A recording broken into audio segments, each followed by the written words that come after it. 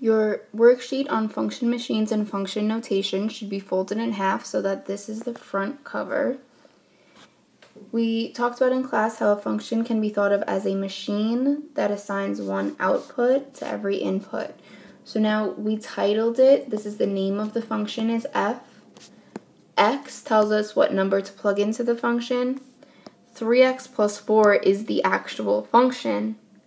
And then f of x means the output of the function f when the input is x. So we often refer to this as y. So if we were talking about like a column, we normally do x and y. If it's a function, it would be x, and then the output would be f of x. So it's the same thing, it's just a different name for it. So we want to find and illustrate the function at 2 and the function at -1 using the same function that we had up here. So f is the name of our function. Our function goes inside of the machine. We're inputting 2. Whatever's inside the parentheses is what we're putting into it. When we put 2 in, 3 times 2 is 6 plus 4. Our output is 10, which means the function, we write it as f of 2 equals 10. Now the same thing goes here. We're inputting -1 into the same function. Our output, 3 times -1 is -3, plus 4 is +1, which means our function at -1 is +1. So let's try these few examples. We're starting off with the function f of x is x squared plus 3, and g of x is x plus 1. So we have our two function machines here just to show you a visual representation of what we're doing. So the function at 3, well, we're looking at the f function, which is here. So we're going to input 3. This gives us 3 squared plus 3. 3 squared is 9, and 9 plus 3 is 12. So the function at 3 equals 12. The next one is looking at the g function. So x plus 1. Well, if x is 3, 3 plus 1 gives us 4. We then plug -2 in for the f function. Keep in mind you must have parentheses when you plug in. -2 in parentheses squared plus 3. This makes a difference because if the parentheses weren't there, if it was just -2 squared, this would mean 2 squared, which is 4, and then negate it, so you'd get -4. When there's parentheses around it, which you must have when you're using substitution, -2 times -2 is +4. So +4 plus 3 gives us 7. The next one is the function g of 0. So we plug in 0 plus 1. The function at 0 is 1. Now here we're adding two functions together. Well, f of 2 would mean 2 squared plus 3. Plus the function g at 1 would be 1 plus 1. So this gives us 4 plus 3, which is 7, plus 2. So overall, f of 2 plus g of 1 gives you 9. Now let's do the same thing here. G of -1 would be -1 plus 1, plus f of 1 would be 1 squared plus 3. Well, here we get 0, plus 1 squared is 1, plus 3 is 4. So overall, we would evaluate that and get 4. Now the next one gets a little bit tricky. We're going to work from the inside out. So leave the f outside. We're going to look at the function g at 2. Well, at 2, that would be 2 plus 1, because we plug in 2 here. 2 plus 1 gives us now f of 3. Now you evaluate the function f. So we would do 3 squared plus 3, which gives us 9 plus 3, which is 12. So the overall answer, the function of f of g of 2, so f of g of 2, you start from the inside and work your way out. So looking at the next example, g of f of 0. So now the g stays outside and we evaluate the inside. So we plug 0 in for f. We get 0 squared plus 3. 0 squared is 0 plus 3 is 3. So now we want to find g of 3, which is 3 plus 1, which is just 4. Lastly, we're using a variable, f of y. Plug this in the same way you did for numerical values. The function y, this would be y squared plus 3, which you just simplify if possible, but in this case it would just stay y squared plus 3. So here we have some multiple choice questions. Take a minute, pause the video, and see if you can figure out the first, the second, and then the third. The third does have multiple choice, but we're going to do it together. But take a minute and see if you can figure it out on your own. So starting off, we have this given function, x squared minus 3x. They want to find the value at 5.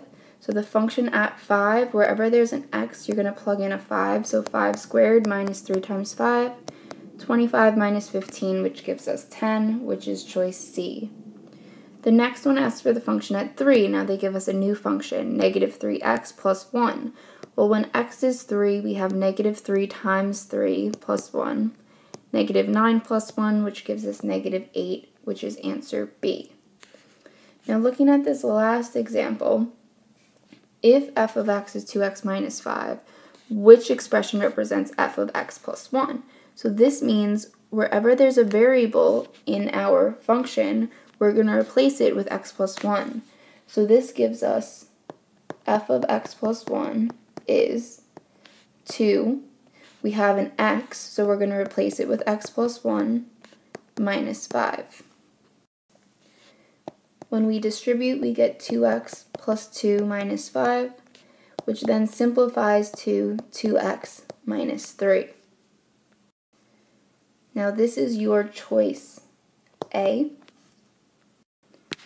And you can see that if we think of it as a function, because it is a function, f of our function was 2x plus 5. We put in x plus 1, so wherever there was an x, we substituted in x plus 1, and that gives us 2x minus 3. So we have now section 4, which is graphing a function rule. So you're going to take the handout that you got in class. On a page of loose leaf under this title, you're going to cut out around the edges. Then you're going to just cut this line in between. That way you'll have 4 windows. Now when it's closed on the top right window, that's your quadrant 1. So when you open it, this is quadrant 1. Quadrant 2 is this top left when it's closed, because this is quadrant 2. Quadrant 3, when it's closed, this goes on the top bottom right, which would be on this square when it's closed, so on the other side. And quadrant 4 would be here. So when the windows are closed, so when you fold along these lines, it reads quadrant 1, quadrant 2, quadrant 3, and quadrant 4. Now in quadrant 1, the x's are positive and the y's are positive, so you label that on your graph. In quadrant 2, the x's are negative and the y's are positive. In quadrant 3, the x's are negative and the y's are negative. And in quadrant 4, the x's are positive and the y's are negative. Make sure you label your graph, y and x axis. Make sure you have arrows on all 4 parts. So here, here, here, and here. Here we're going to label this as the origin, which if you need help remembering is 0, 0. And then you're going to have labeled each of these types of coordinates, so positive and positive, negative and positive, etc. Now, on the inside window, so when it's closed, this is what it looks like. When it's open, you're going to write reminders for yourself. In this first one, you're going to write table and label. So table and label.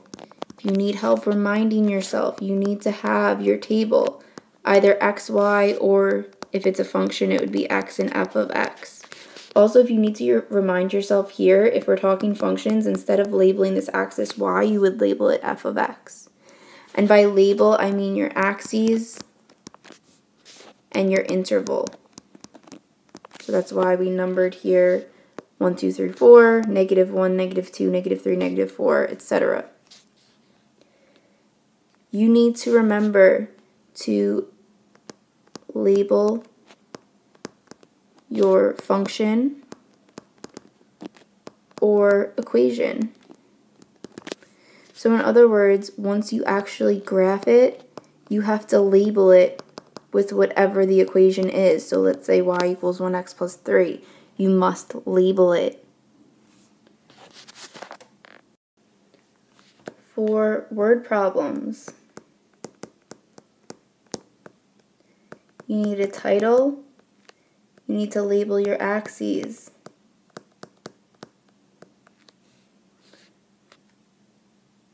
And finally, you need to remember m is slope, which is y2 minus y1 over x2 minus x1, and b is the y-intercept.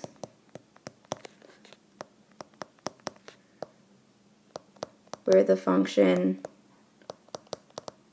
crosses the y-axis, or wherever x equals 0, y equals the y-intercept. This should go in your book, taped down like this, and ready for tomorrow.